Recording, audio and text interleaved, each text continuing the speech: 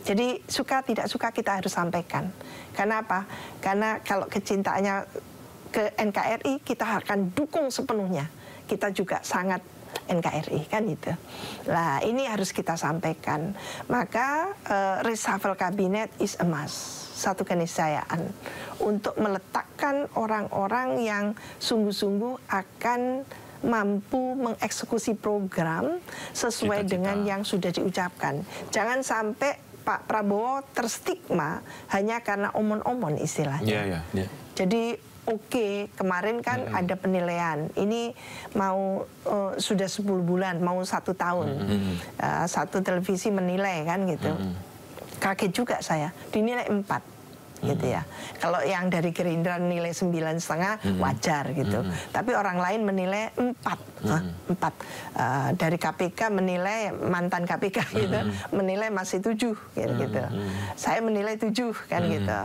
Ada yang menilai 8 gitu, pakar hukum. Nah, saya 7 karena saya masih optimis dengan apa yang disampaikan oleh Pak Prabowo.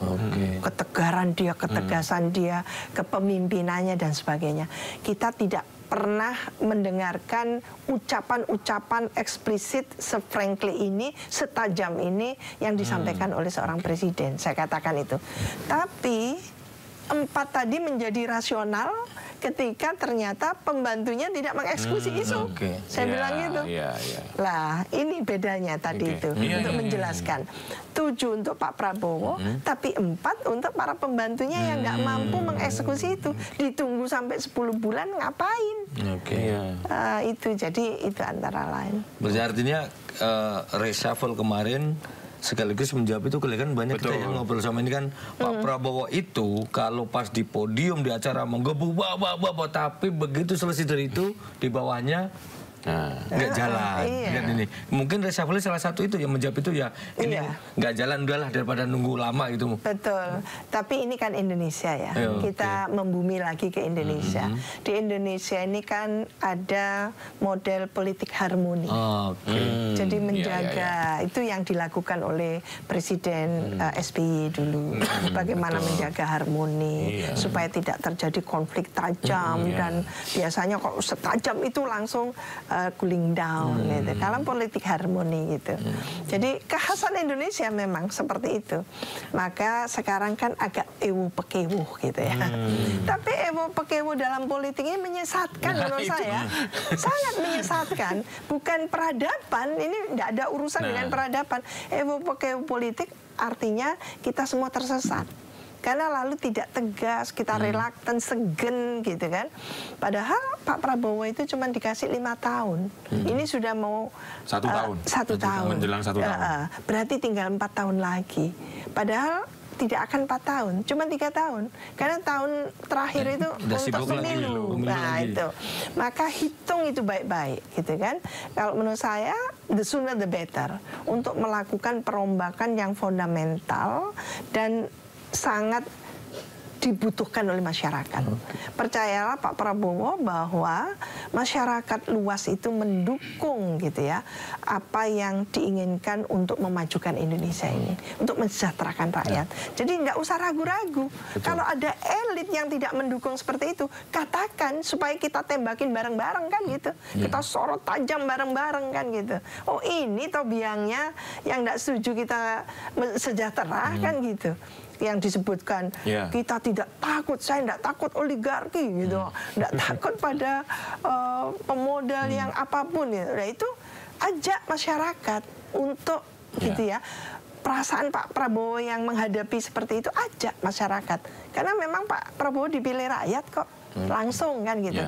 Jangan sendiri. Kalau sendiri yang terjadi adalah nanti rumor di bawah ini rumor. Oh ternyata dia nggak berani. Ternyata memang dikendalikan. Ternyata boneka. Capek kita mendengarnya gitu loh. Itu sebetulnya. Jadi Mbak Wiwi tadi menarik tuh. Ewo pekewo itu budaya. Tapi sisi lain kalau diterapkan dalam politik jadi bencana. Nah, apakah bagian dari mungkin apakah perlu misalnya silahkan yang mau menilai, misalnya Pak Prabowo, saya membayangkannya. Silahkan yang mau menilai pemerintahan saya, mau mengkritik silahkan. Itu apakah itu bentuk bahwa sebenarnya kita itu perlu oposisi? Seperti yang di negara-negara yang sudah maju, yang sudah mapan. Begitu dia sudah merasa pemerintahannya sudah tidak didukung oleh parlemen, berarti dia harus mundur gitu ya. Ya.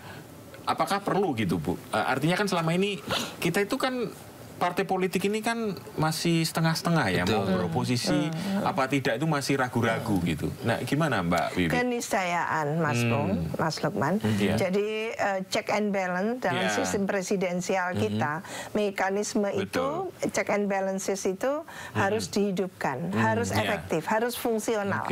Jadi karena apa? Kita tidak boleh berasumsi bahwa semua kebijakan eksekutif itu bagus semua. Kalau bagus semua, lah kalau pas jelek merugikan negara bangsa, merugikan rakyat, siapa yang harus melakukan koreksi? Nah, DPR diadakan untuk melakukan fungsi, gitu ya, pengawasan secara konstruktif kepada eksekutif. Maka sebetulnya sistem presidensial kita Indonesia ini akan kuat ketika menghadirkan check and balances tadi itu. Nah, tentu harus dibenahi dulu fraksi yang ada di DPR. Idealnya ada 2 fraksi saja. Jadi fraksi untuk pendukung pemerintah yang paralel dan yang oposisi. Dalam bahasa demokrasi kosakata itu memang sudah tepat. Tidak bisa penyeimbang apa gitu ya, oposisi gitu ya. Artinya di luar pemerintah. Kerjanya apa? Untuk memberikan masukan secara kritis gitu loh. Kita tidak tabu kritis. Jangan lupa Indonesia itu karena tabu dengan pengawasan, pengawasannya amburadul jadinya. Negara ini paling lemah pengawasannya. Ya, pemirsa, saksikan perbincangan selengkapnya jurnalis Sindonews Pung Purwanto dan Lukman Hanafi bersama peneliti senior politik BRIN Profesor Siti Zuhro hanya di kanal YouTube Sindonews. Polemik jasa Presiden ke-7 belum selesai, kini jasa Wapres Gibran Raka Buming Raka, putra sulungnya juga dipermasalahkan. Sindo Sore segera kembali.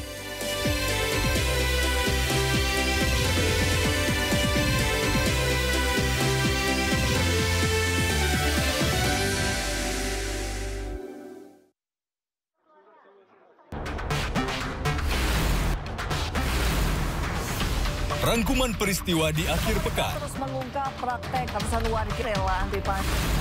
Melihat pemberitaan dari banyak sisi. Prabowo Subianto juga untuk menyerap gabah kering panen petaninya. Faktanya juga bahwa beliau masih dalam pemulihan. Ini harus diperbaiki gitu ya. Sindo Files Weekend, Sabtu dan Minggu, pukul 6 sore di Sindonews TV. Menguak kasus hukum dan politik di Indonesia. berencana menerapkan program wajib militer bagi anak-anak bermasalah, terutama mengedepankan objektivitas dan juga fakta yang ilmiah. Kalau menurut saya, ini kan masalah pribadi. Membahas setiap cerita dari banyak sudut pandang. Semuanya gugur, belum ada yang dipulangkan. Satu pun terkecuali digantung. Jangan lewatkan Inside Story di Sindo News TV. Sindo File, Senin sampai Jumat, jam 6 sore. Program berita teraktual prime time Anda.